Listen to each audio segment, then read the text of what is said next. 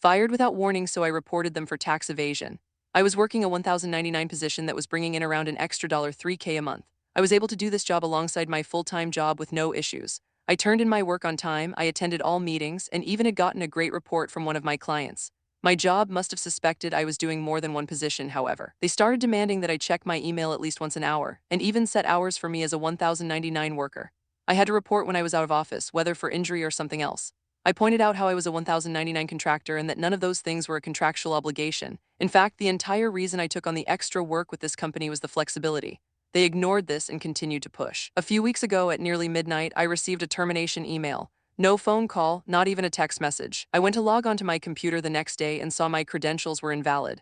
I reached out to my supervisor and was told to check my personal email. If you even do that, and that was the end of it. I stewed in it a few days before I finally did something. I reported them for mislabeling my position as 1,099 when in fact I should have been a W-2 employee. The IRS has a ton of information on what constitutes 1,099 work and what doesn't, and I met none of the criteria for 1,099 work. They were doing this to avoid paying taxes on their employees and to avoid having to offer insurance. So I reported them. I would wager that this is still ongoing for them as it's only been a few weeks. I'm not excited about potentially putting people out of work, but I'm tired of being fucked over by employers.